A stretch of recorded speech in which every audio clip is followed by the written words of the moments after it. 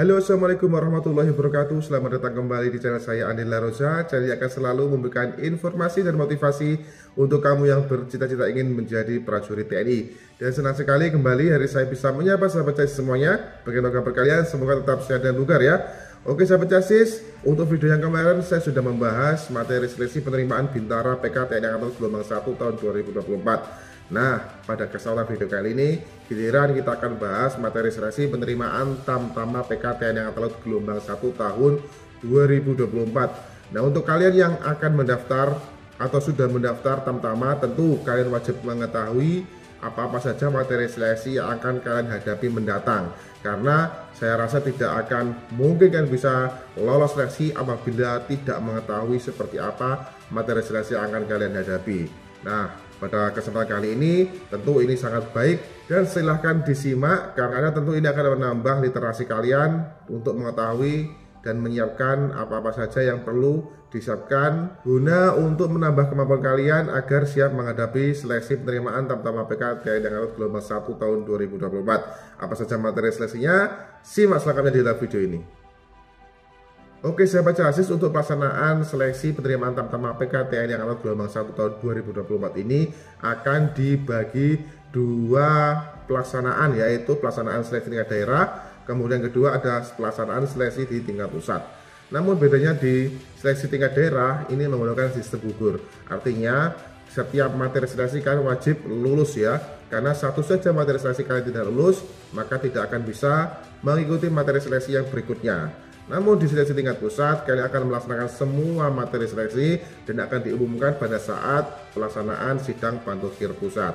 Nah, untuk seleksi tingkat daerah ini akan ada 6 tahapan yang kalian lewati. Yang pertama adalah pemeriksaan kesehatan umum ya. Untuk pelaksanaan pemeriksaan kesehatan ini dibagi dua, yaitu kesehatan tubuh bagian luar dan juga kesehatan tubuh bagian dalam.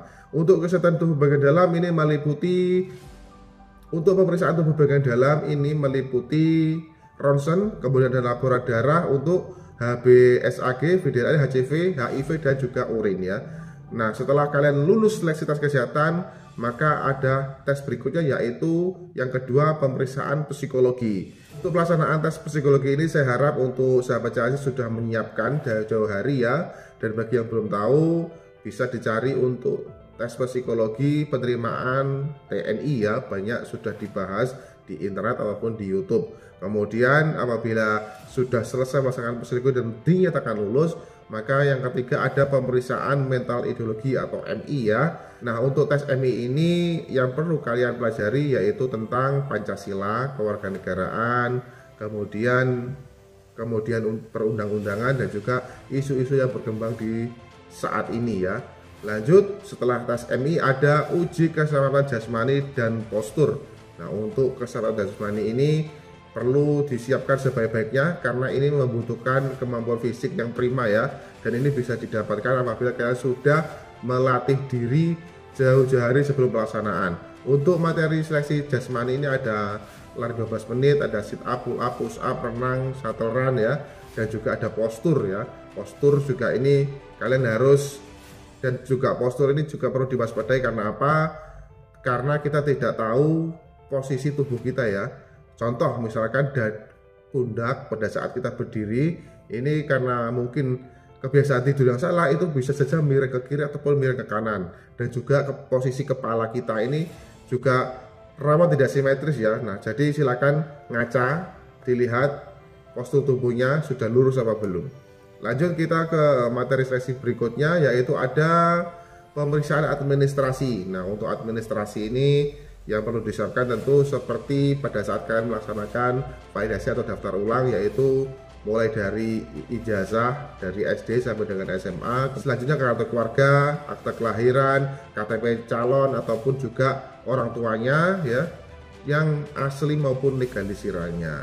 Lanjut untuk yang keenam terakhir ada sidang Pantukir daerah.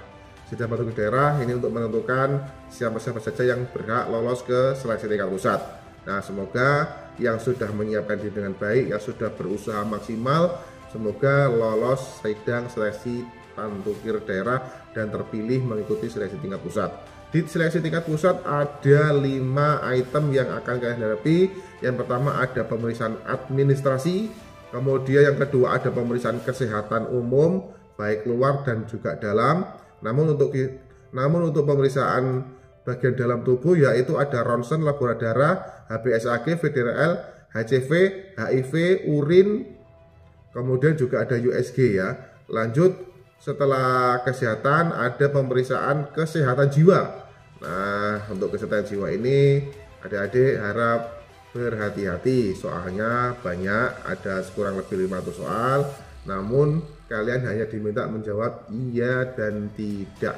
Nah, tapi di sini tidak sembarangan karena kalian harus benar-benar konsentrasi dalam mengerjakan soal tersebut, jangan sampai salah menjawab. Lanjut, setelah uji kesehatan jiwa ada kesempatan jasmani dan postur, dan ini pelaksanaan sama seperti di tingkat daerah. Jadi apabila di tingkat daerah kalian sudah oke, tidak ada masalah, saya yakin di tingkat pusat juga tidak akan ada masalah. Yang penting selalu berlatih, selalu berolahraga supaya tetap terjaga keselamatan jasmaninya.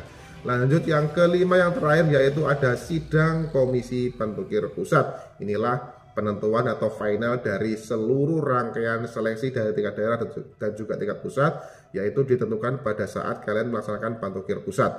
Apa yang harus kalian lakukan supaya lolos? Ya tentu memaksimalkan semua materi seleksi dari daerah sampai dengan tingkat pusat semaksimal yang kalian mampu ya. Jangan sampai kalah kalau bisa dengan rival-rival kalian nanti ya.